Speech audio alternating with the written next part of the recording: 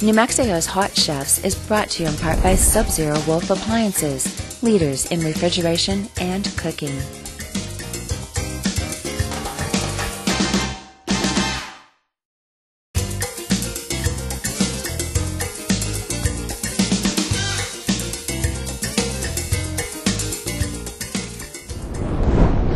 We're back with John Haas from Bravo Cucina Italiana. What's next on the menu? Next on the menu, we're doing our pasta bravo. It's a signature dish there. Roasted red pepper cream sauce, a little bit of rigatoni, some wood grilled chicken, some mushrooms. It's great. Then this is the finished product with the taste buds. What does it look like, guys? Just looks amazing. I can't wait to get started on this, so show us what's going on here. All right, well, we'll start out here with our, we got a nice hot saute pan. And add a little bit of our canola oil. Get this warm for just 1 second. Key to this dish is a few things. First, you want to get a good sear on your mushrooms. The more liquid you can get out of those mushrooms, the more caramelization you get, the better it is. If you don't cook them long enough, they'll be a little bit crunchy. They won't really have a whole lot of flavor to them. So we'll do that first. And not to interrupt you, but yeah, don't forget, we can get these recipes on Newmexicoshotchefs.com. Certainly can. We got everything up there. So yes, we'll add our mushrooms first. Key to this one is getting, like I said, a good sear.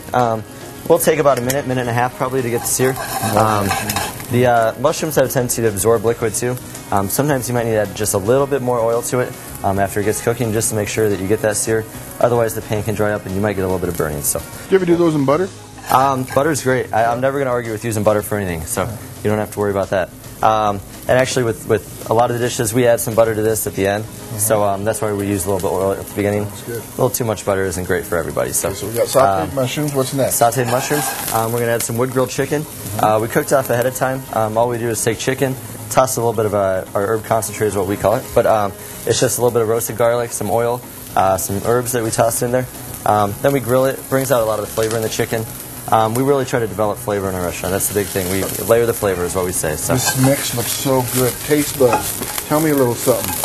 After tasting this out, all I can say is bravo, and I can really see why this is their signature dish. I like that. Bravo! Thank you very much. We'd love to hear that. Yeah. All right, so we got about 30 more seconds on the mushrooms, just maybe a little bit less. So while we wait, the sauce that we're using is the roasted red pepper cream sauce. We just take our Alfredo sauce, a little bit of marinara, and some roasted bell peppers. We puree them up, get it nice and smooth. Certainly if you want it chunky, you can, but with the mushrooms and the chicken, it's already a little bit chunky, so we don't need too much of it. What about the Wolf Kitchen? Beautiful. Like I keep saying, I'd love to have this at home. If they ever want to come put one in my kitchen, you feel free. Actually, they're going to give you one to take home. Oh, yeah. I didn't know that was part of this, but hey, I'll do this every week. All right, so looks like the mushrooms are pretty much there. What we'll do is we'll go and add our garlic. Just a little bit of garlic, about 1 clove will do it. We mince it up ahead of time. So good already. Garlic and mushrooms, you really can't go wrong at this point. We're on the right track. So after we let the garlic cook just a little bit, you want to make sure that you don't have the raw garlic taste. It's a little bit spicy. It's not necessarily the flavor you're really going for in this dish. So we're going to add in our chicken. Like I said, it's just toss a little bit of our herb oil. This is where we really see the flavors start to develop here. We got the garlic, we got the mushrooms, we got the wood grilled chicken. We're going to get that heated up. Just takes about 30 more seconds. This is a pretty easy dish you can do. You know, the sauce takes about 2-3 minutes to do at home. After that, cook a little bit of chicken, slice it. So what you have right here is basically good stuff for 1 or 2 people. Yep. This is a very large portion for 1. Certainly can be for 2. At the restaurant, this is what we serve 1 portion. So good mushroom. Can't go wrong. So we're going to go ahead and add our pasta here into the. This is a pre-cooked rigatoni. I cooked it up ahead of time to save a little time. If you do cook your pasta ahead of time, just make sure you cool it down quickly and you don't overcook it. So we're going to throw it in for just about 30 seconds to a minute to get heated up, and that's it. We want it nice and al dente. What happens if you overcook it? If you overcook it, it's going to get soft, it's going to get mushy, you're going to lose all your texture in the dish. That's good. So, Newmexicoshotchefs.com, don't forget. All right, we're going to add our roasted red pepper sauce here. We'll let that simmer for a second. This is a dish that you don't really want it to come to a, you don't want to reduce it down too much. You already have so much flavor going on in this dish. The more you reduce it, the more saltiness you're going to get, the more it's just going to be a little too intense. So I can't wait. It's good. went ahead and added our red pepper cream sauce, add a little bit of Parmesan Romano cheese. In the restaurant, we use Parmesan Romano blend. We find that the two contrasting flavors of them work out really well.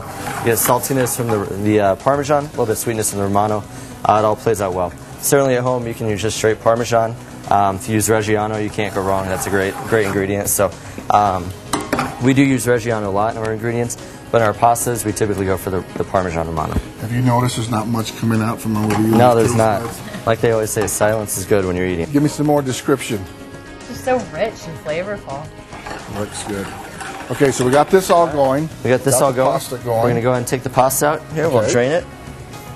Like I said, just about 1 minute on the pasta is all you need. Any more, really, you're going to overcook it. So let that drain out. You don't want your pasta to sit for too long. If it is going to sit for a little while, go and toss a little bit of oil. It'll keep it from sticking. If you're going to go straight into the pan like this, you're good. You don't need to worry about it. So we'll pull that out real quick. And it looks like our sauce is pretty much done here. So we'll go ahead and toss this in. Oh, that looks good. Nice colors. It is. It's really just a beautiful dish. Oh, thank you very much. I appreciate that. Really just a beautiful dish. We'll go and throw it down here on our plate. Like I said, this is a pretty generous portion for one. Certainly can be splittable by two, and you can always add just a little more pasta to it if you want. And the flavors are going to stay the same. Final touch. Final touch. Just a little bit of parsley. Yeah. A little bit of color for the finish, and we're good to go. Guess what? This is the final touch here. We got to do a little quirky thing. Let's do it. Like they say in Italy, mangia, right? Mangia.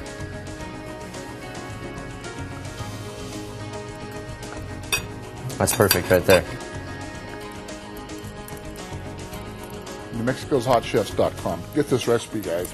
We'll be back in just a few minutes with more on New Mexico's Hot Chefs. I'm going down.